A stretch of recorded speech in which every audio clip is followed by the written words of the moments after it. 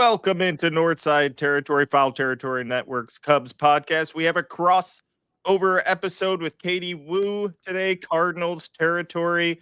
Cubs are in St. Louis for 4. Katie joins myself and Patrick. We are all beat writers over at The Athletic. Katie covers the Cardinals, Patrick and I the Cubs. I am out here in brutal St. Louis, brutal because it is 95 degrees, humid and disgusting. And that game yesterday for Cubs fans, not like pretty disgusting. For Cardinals fans, I think they loved every moment of it from the 4th inning on. Uh, Katie, I want to start this off, like just get it going because I don't think Cubs fans. I certainly wasn't expecting this from the Cardinals. I think most of us weren't. Just the way they talked about things in the offseason. What is beyond what we saw last night? What are we looking at with the Cardinals? What's going right? Why is this team, pushing the Cubs for first place? Yeah, I also didn't expect this from this Cardinals squad. Much like almost everyone else I know, the expectations were relatively low. But that makes sense when you think about the organization publicly saying that they were going to take a step back this year. So really, I think it's a credit to the assortment of young players that have stepped up, very similar to the Cubs. What's really sparked the Cardinals in this really remarkably surprising run, as they sit 7 games over 500, has been the fact that they don't do anything like particularly top notch. They don't have one of the best offenses in the league. They don't have one of the best rotations. They do have a very strong defense, but most Cardinals teams usually do. It's that they just do everything pretty well. So they don't have a glaring weakness. And I think if you're going to give them a strength, it's been that they're a very resilient group. Maybe that's because the expectations were low coming into the year. A lot of young players with a lot to prove, but the Cardinals have 19 comeback wins so far this season. You really can't count them out of any ball game, and they've built their identity around their resiliency, and it's led to an overall, I think, uptick in confidence with this club. When you have a lot of young guys learning to play every day for the first time and getting a chance to contribute to a major league team over and over again, day by day, and they keep winning, that confidence grows and it makes this team more and more dangerous. I had zero expectations that this Cardinals team would be contending in the NL Central, and shows how much I know because here they are. Okay, I saw the attendance on Monday night was roughly 27,000 at Busch Stadium. I'm curious how the Cardinals have kind of sold this transition year to the public and whether Cardinals fans are like buying in at this point. Yeah, I think the official attendance yesterday was around 27,000. And yeah, it is disgusting outside and brutally hot. I hate it here. But for Cardinals Cubs, you guys know this. I mean, it's usually a packed house regardless of stadium. So it was a little shocking to me, even with the weather, to see Busch Stadium half empty. But that goes to show that the messaging about this transition season was not sold well. The Cardinals had an end-of-season press conference last October where they announced that longtime president of baseball ops John Mozeliak would be stepping down, Chaim Bloom taking over in 2026. And they sold this year as kind of a halfway where we're going to focus on the youth and rebuilding the minor league system, but we're also not fully going to tear or rebuild. And to their credit, they didn't have to. As you can see, there was still plenty of talent that could make this team competitive. But I think Cardinals fans were just kind of, all they heard was, hey, we're not spending money on the roster. And they didn't. They signed one free agent for $2 million in Phil Maton in March. And that's very uncanny for the Cardinals. I'm not going out there and proclaiming them to be big spenders. Obviously, they're not. But this fan base, much like Cubs, have a very high expectation of what their team should look like. And this last offseason did not match their expectations. So they've kind of made themselves known that they aren't going to be coming to the ballpark like usual. And this is something that Cardinals ownership planned for as well. They planned for a decline in ticket sales. They planned for a drop in gate revenue. They're seeing it. But hopefully, once the weather calms down, if it ever does, and the Cardinals continue to win, you'll see Busch Stadium get a little more full. But I think it's pretty clear that the Cardinals fans, we talk about people that weren't expecting anything from this team, Cardinals fans were right there with them. Yeah, I was surprised to see all those empty seats last night. I guess you're right. I mean, I started this off with the weather. It is rough out there, but the Cardinals are a good team. There's multiple players on that roster that are surprising or you already knew were good. Brendan Donovan's been kicking the Cubs' ass for years. It feels like. So I don't know why exactly that's happening or why it continues to happen. It makes sense to start off, but they're good enough now that you'd think they'd be showing up. Do you expect them to be active at the deadline? Is this a buying team? I don't know. That's part of the reason why I thought this series against the Cubs, who've, like, as you guys know, they've pretty much just been start from end of March to right now. It's been their division. I think this would tell a lot about how the series ends and where the Cardinals are going forward. I don't think that they're going to make a decision whether they buy, sell, or hold until the All-Star break. And it depends if they're in contention in the division or just in the National League wildcard picture. They don't want to deviate from their plan of focusing on the future. If you're John Mozeliak, you're also aware that whatever moves you make come July, you only have control over the roster until October. And the whole reason the Cardinals did this little transition plan, if you will, despite this almost never happening in baseball, was to give Chaim Bloom a clean slate. So if you're the Cardinals and you're going to go out and you're going to buy at the deadline, you're only probably buying to the degree of rentals. And same if they sell, you're probably only offloading your expiring contracts because the big decisions are going to happen over the offseason when Chaim takes over. So they're in a very weird place. It's not like the Cubs where I feel like, and you guys would know more, I feel like if they're going to be buyers because they're pretty much owning the division. For St. Louis, it's not just a matter of what do they look like right now. It's how does this shape up for the future, a new regime taking over. And if they feel like they can keep up in the Central or the wild card, the National League, guys, is crazy. Let's take a quick break and actually talk about what the Cubs are going to be doing and how aggressive they're going to be, if it's going to be soon or what. Kratz, real talk. I do not carry cash around me, but what I do carry around on my phone is Cash App. Easy peasy. Like I said before, anytime Scott can pay for the tab, that is good. And it's always right there. Fast, easy, always available. Yeah. Oh, my credit card's not working, or oh, I didn't bring cash with me. There's no more alligator arms. Do you have your phone? Most people have their phone. So use Cash App. It's secure and safe. There's no waiting around. It is a super, super easy sign-up process. You can sign up quicker than you can listen to Kratz and I talk about Cash App. For a limited time only for the FT fam, new Cash App users can use our exclusive code to earn some additional cash. For real, no catch. Just download Cash App and sign up. Use our exclusive referral code Territory in your profile. Send $5 to a friend within 14 days, and you'll get $10 dropped right into your account. Terms apply. That's money. That's Cash App. So Katie saw last night why the Cubs are going to be active at the trade deadline. I think it's, Ben Brown's a good guy. He's got nasty stuff. He's got 2 pitches, and the second or the third time through the order, good teams are going to hit him, and they did. He threw his changeup, I think, once.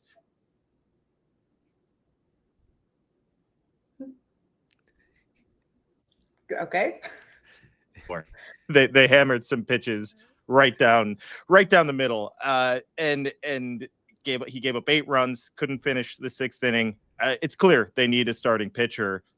I don't know how soon it's going to happen. All I know is it will. Unless there's some sort of collapse here where the Cubs lose 15, 16 games in a row or something crazy like that. Even then, they'd still be in the wild card race, and Jed Hoyer knows his job is on the line. They're getting pitching. This is, the Cardinals may be like hedging things. There's no doubt what the Cubs are doing at this deadline. They're making calls right now to start to try and get things in motion. Well, that makes sense, right? Because any contending team coming into the deadline, they covet 2 things: starting pitching and relief pitching. That's textbook what any team looking to make a push will go for. The Cardinals are in a really unique situation. I've said this so many times now that I'm afraid I'm going to speak it into existence, but I'm going to say it one more time. They're one of the rare teams in baseball that have not faced a significant pitching injury. You guys, there's a spider on my computer. I'm trying to be cool right now. It's terrifying. Take a breath. We got this. We can do this.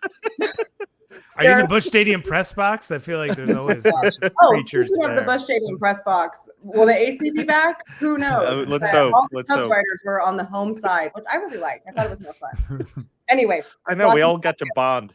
Oh my gosh, this is so scary. So the Cardinals are one of the very few teams in baseball that have not had a significant starting pitching injury or bullpen injury. It's why Michael McGreevy, who spot starts today against the Cubs, is inarguably one of their best options, remains in AAA.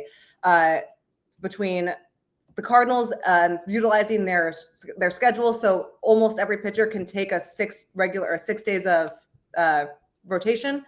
They've done a really nice job of keeping their arms healthy. And they're one of the teams that could possibly be trading away pitching when you look at someone like an Eric Fetty, who is in the final year of his $7.5 million contract, has the lowest ERA in the rotation.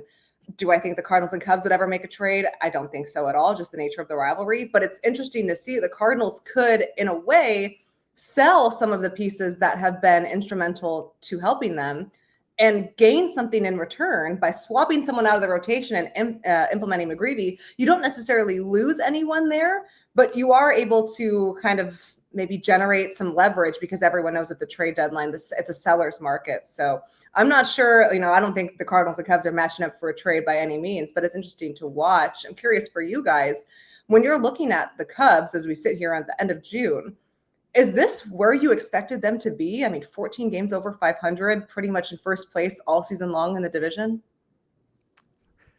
I did not see this coming. I thought, our editors forced us to do those predictions over at The Athletic, and I think I put they'd win slightly more than 83 games and still kind of squeak by and win the division. They've definitely taken this to a level that I did not anticipate. I thought there'd be a lot more tension, a lot more friction, a lot more uncertainty. But I mean, at this point, you can see it now. They're not playing as well, and that happens, as you guys know, every year. But they built this cushion in that they've needed, because I've been surprised across the board. I thought this division was going to be really bad, and you got 4 decent teams kind of going after it. Yeah. They're hitting a ceiling that I didn't think it would be this good. I liked the offense. I was saying that all off season. Once they made the Kyle Tucker move, I thought they had a chance to have a great offense.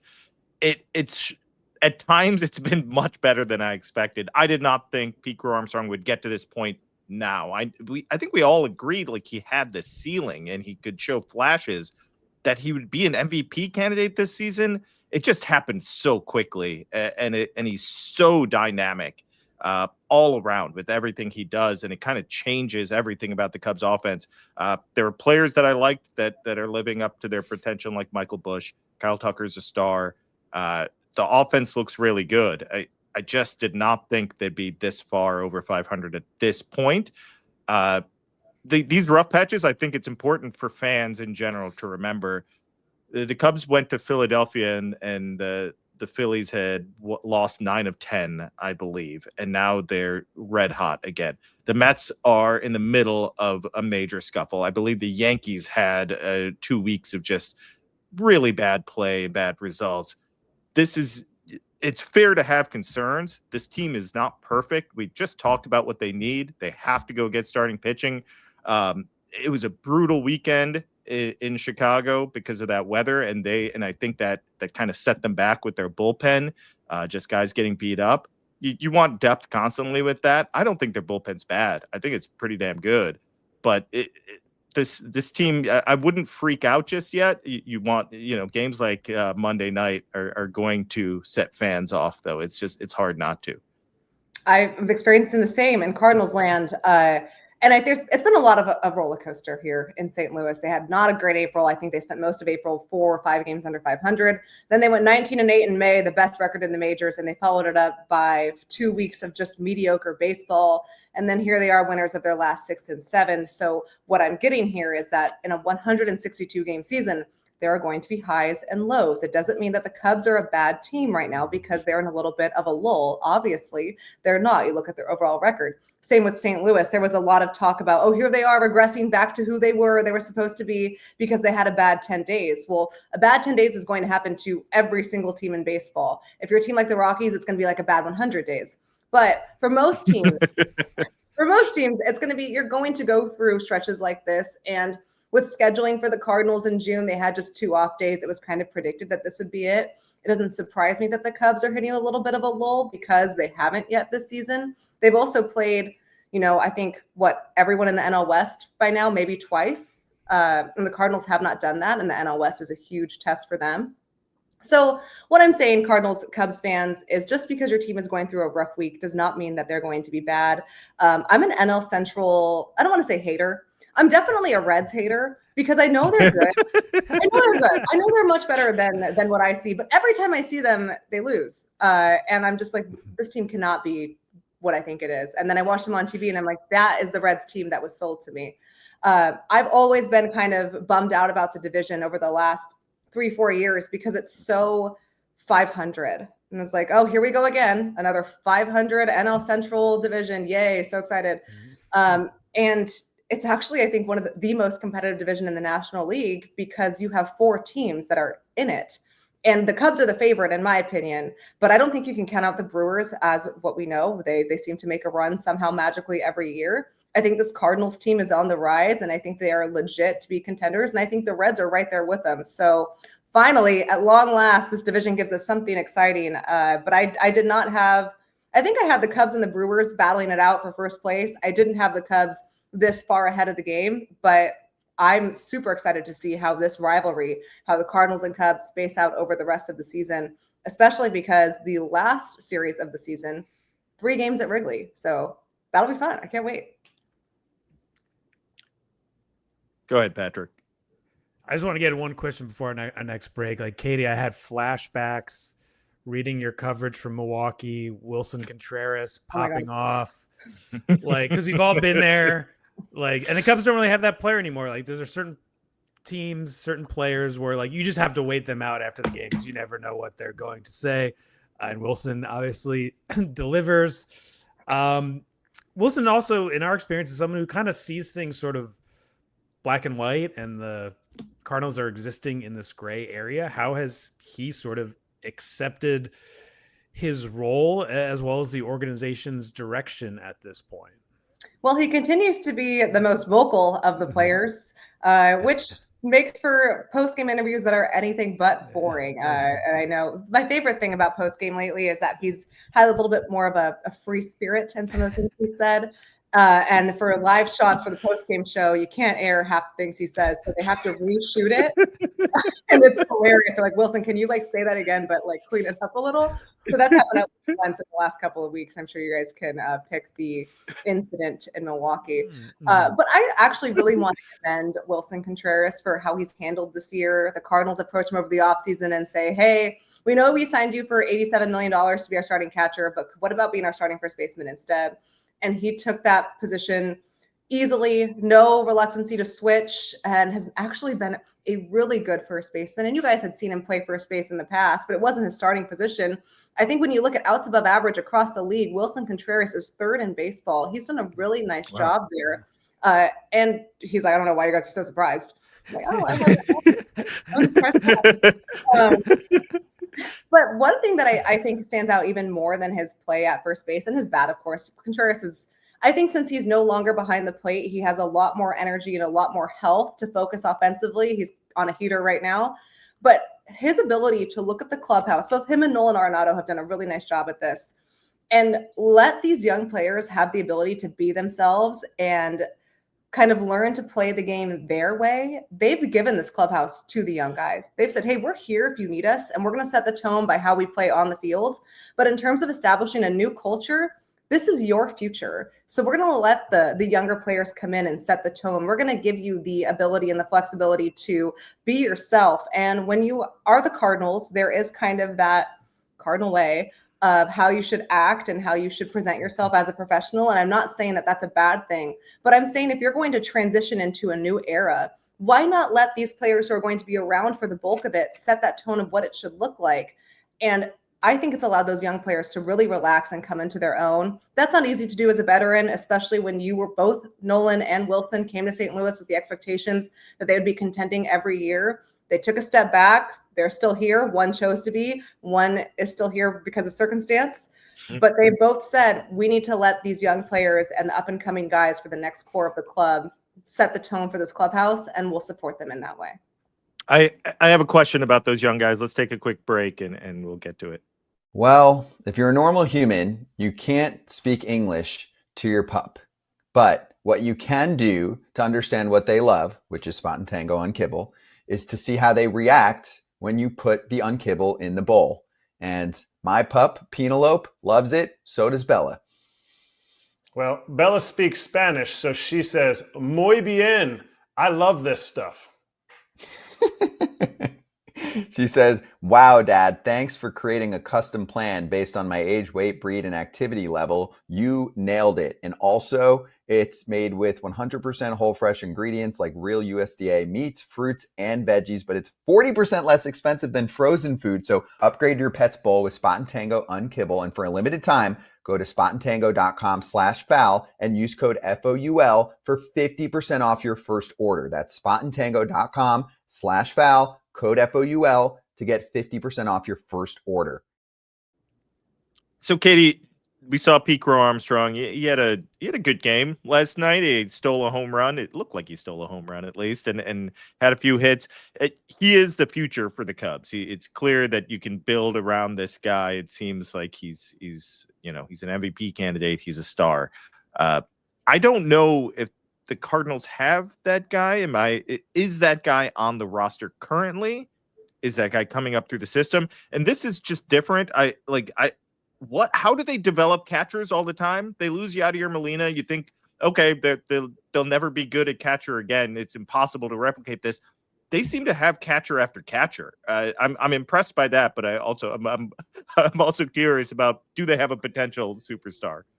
Yeah, it's funny looking at the Cardinals pipeline, a lot of issues that they're addressing with their farm system and minor league development. That's part of the reason why Chaim Bloom was brought here in the first place. But one thing that they seem to have like millions of is catching depth and DHs. And they have a reluctancy to trade any of them. So, and then they'll get to the big league club and they're like, well, we don't have any flexibility. Go figure.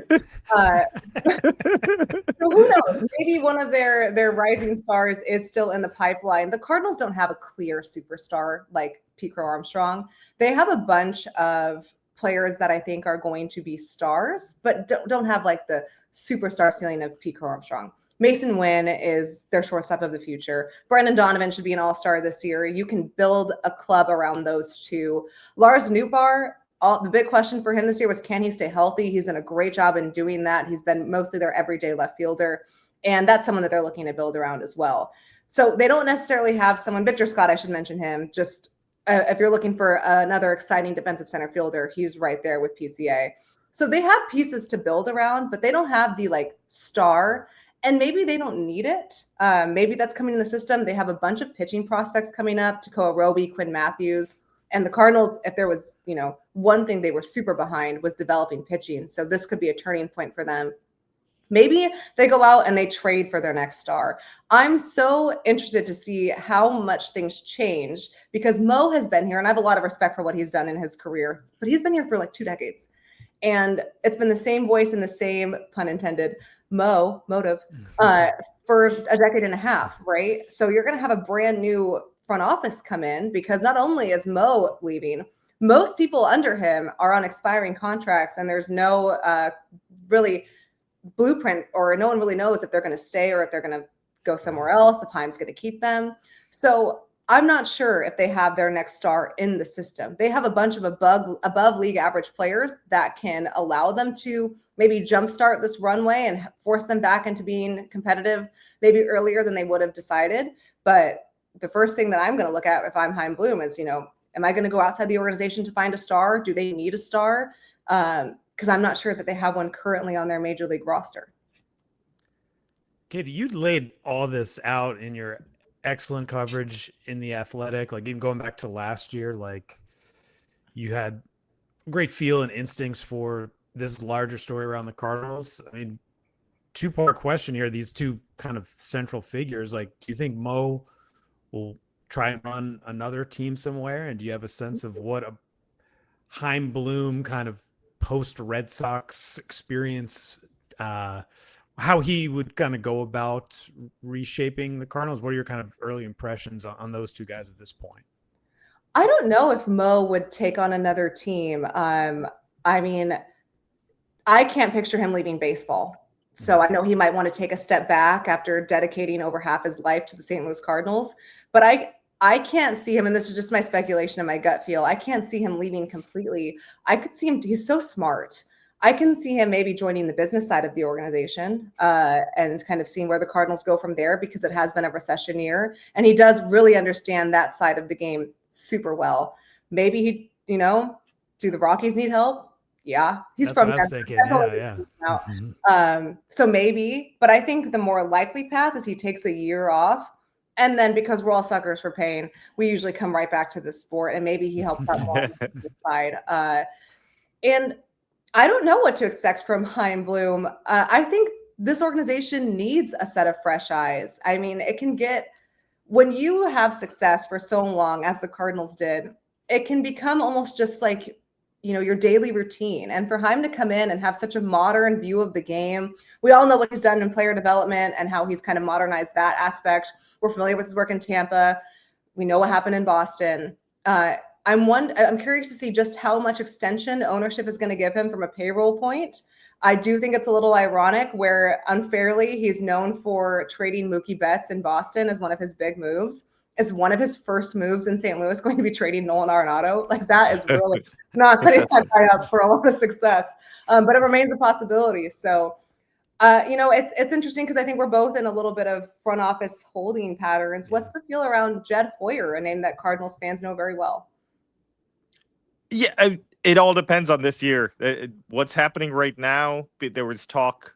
There's been talk, Patrick, for a few weeks. People have been buzzing about should he get an extension? Are there extension talks? Jed's not talking about that. He's not gonna answer questions about that. We've asked. I think it's all about the playoffs. And if they continue on this path, he's getting an extension. I think he deserves credit for kind of. He took on the hard job of tearing down the 2016 team. Theo left and the system was kind of barren, and Jed had to reshape a lot of different departments. Did he make all the right moves? I guess we're starting to see some progress.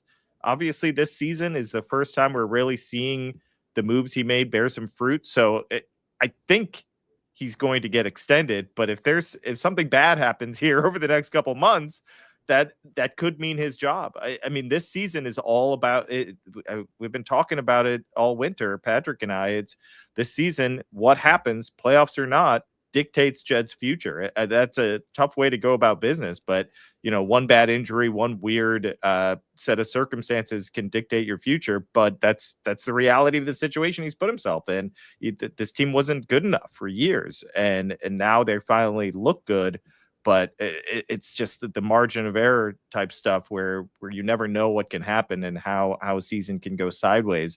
Right now, it looks fine. I think Patrick and I would agree that he's back next year. But it all, like I said, if something goes wrong, the discussion completely changes. And I have no clue what direction they'd go, because this is not the Mets or the Dodgers, where someone like David Stearns or Andrew Friedman comes in and is like, hey, look at what I've done on a small market budget. Now I get, $300 million to spend or whatever. That's not what the Cubs do anymore. The Cubs are not a financial behemoth, not with their payroll. They just aren't. They're what are they? The 13th in payroll this season? Come on. That's, right there. Yeah.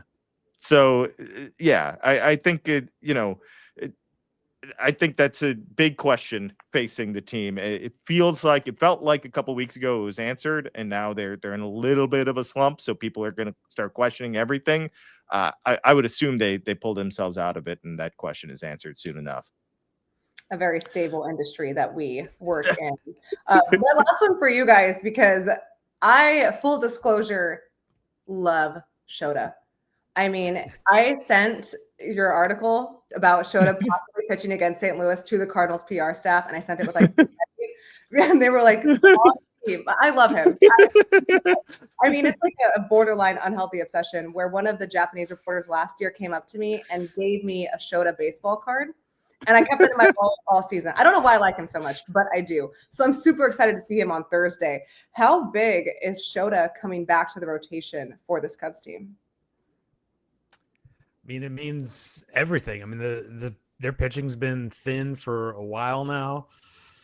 They were able to kind of compensate in different areas, but it's kind of getting exposed. Not just Ben Brown, although he's been kind of the more obvious issue to this point. It wasn't an arm injury, so the Cubs are hopeful that you can kind of slide right back in there. But yeah, I remember Katie. I feel like you missed a bunch of his. Like he just did not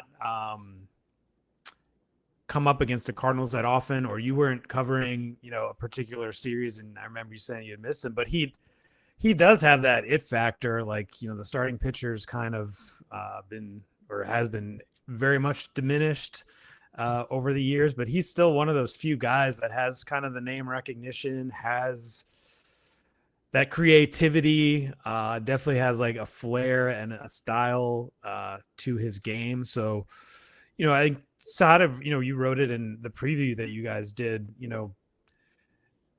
if you had kind of told us in spring training that Justin Steele would undergo major elbow surgery like in April and that Shota would miss, almost 2 months before the All-Star break, and that the Cubs would be in first place and rolling to a large extent, I don't think I would have believed it. Yeah, I'm still surprised by it. Honestly, they were set up to collapse with those injuries, and somehow they managed not to.